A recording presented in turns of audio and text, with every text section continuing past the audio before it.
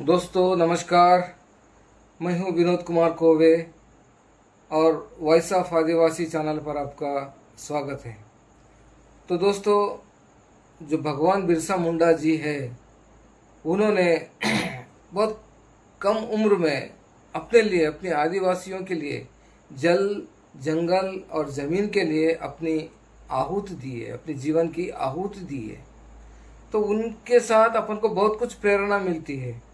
उनका जो fighting spirit, उनका जो विज़न, उनका जो मोटो जल, जंगल और ज़मीन, यानी कि अपन को अपने हकों के लिए, अपने अधिकार के लिए लड़ाई लड़नी ज़रूरी है। तो ये सब उन्होंने अपने आदिवासियों को एक प्रेरणा देकर, ज़मीन की महत्व क्या है अपन को बताकर उन्होंने अपनी आहुति दी है। तो उनको ये अंग्रेज ये जो ईसाई, इन्होंने उनकी हत्या की। तो दोस्तों, वो पहले क्रिश्चियनिटी में चले गए थे। उनको ऐसे ही पट्टी पढ़ा दी गई थी, उनको कुछ झांकी दी गई थी क्या, कि जैसे अंग्रेज़ों ने तुम्हारी ज़मीन ली है, अगर तुम ट्रू फेथ में आ जाओगे मतलब क्रिश्चियनिटी में तुम आ जाओगे, तो तुम्हारी ज़मीन तुमको वापस मिलेगी। ऐसा उनको झांकी दिया गया। तो उन्होंने जनरली आ गए, चलो भाई ऐसा होता होगा बोलकर आ गए, मगर उनको वहाँ पर कुछ भी नहीं मिली, उनके साथ ठगी की गई। जब उन्होंने पहचाना, फिर बाद में उन्होंने क्रिश्चियनिटी को छोड़ दिया, वापस वो अपने अपने धर्म में आ गए। आने के बाद अंग्रेज़ों के ऊपर और क्रिश्चियनिटी के ऊपर उन्होंने उलगुलान शुरू किया। उनके साथ उन्होंने गोरिल्ला वार किया, क्योंकि उनके पास कुछ ऐसा लेटेस्ट वेपन्स कुछ नहीं थे, लिथल वेपन्स लेटेस्ट कुछ नहीं थे, ऐसे डोमेस्टिक ट्रेडिशनल वेपन्स जैसे कि तीर, कमान, बस इससे ही उन्होंने काम किया, मगर उनको पेशाब गिराया। तो जब वो आराम कर रहे थे, तो ये लोग, अपने लोग, आदिवासी क्रिश्चियन, ये लोग अंग्रेज़ों के, यानी कि ये दोनों भाई है ना, इनका बाप एक ही है, ये भाई है। तो इन्होंने जाकर उनको इनके बारे में इंफॉर्मेशन दी है। जब वो लोग इनको कैप्चर करने के बाद इम्प्रिजमेंट करे, जेल में रखे, वहाँ पर टॉर्चर किया गया।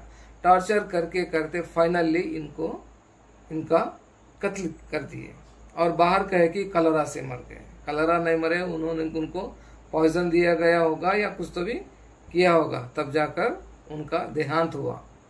तो इसका कारण कौन है? अपने ही लोग हैं।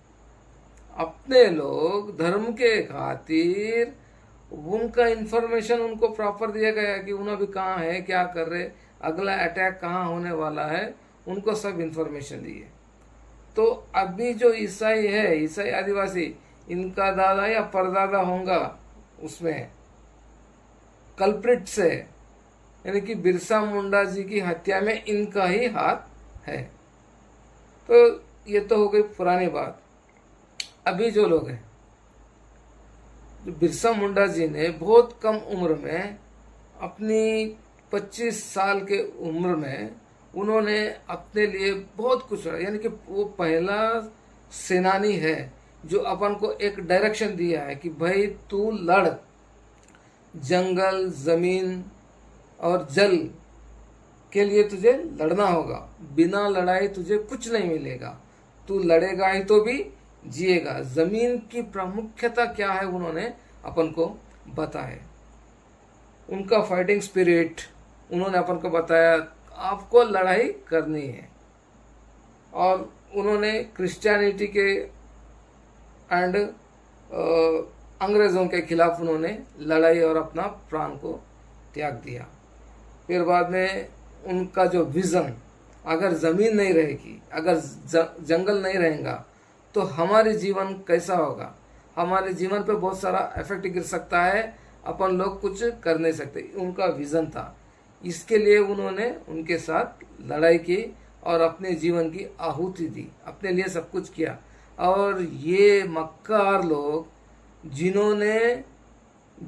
अंग्रेज़ों ने बिरसा मुंडा जी का कत्ल किया, जिन क्रिश्चियनों ने, जो मिशनरियों ने उसमें मिलके, ये सब जने मिलकर एक षड्यंत्र बना के उनको कत्ल किया, ये लोग अपने आदिवासी लोग उनके ही तलवे चाटने के लिए जाते हैं। ये असली हत्यारे हैं। उनके विजन को हत्या कर दी, उनके मोटो को हत्या कर दी, उनके लड़ाई को हत्या कर दी, उनके फाइटिंग स्पिरिट को हत्या कर दी। ये सभी को मिला के बिरसा मुंडा जी की हत्या कर दे और वही लोगों के पास जाकर उनके तलवे चाट रहे। इसीलिए मैं कहता हूं दोस्तों कि चर्च जाने वाला हर एक कुत्ता, हमारा अपना कुत्ता आदिवासी, जो आदिवासी का ढोंग करता है और क्रिश्चियन है, चर्च जाने वाला हर कुत्ता जो है बिरसा मुंडा जी का हत्यारा है।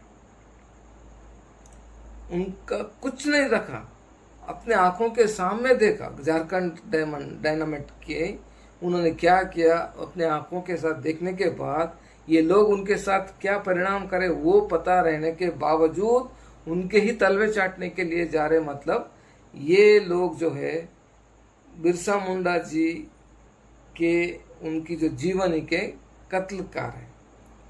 फिजिकली तो इनके दादा परदादाओं ने वो तो काम किया, मगर अभी जो प्रेजेंट जनरेशन है ये लोग उनके स्पिरिट, उनका फाइटिंग स्पिरिट, उनका विजन, उनका मोटो, उनके सभी यानी कि ओवरऑल मिला के बिरसा मुंडा जी के कत्लवार है, ये उनके हत्यारे है।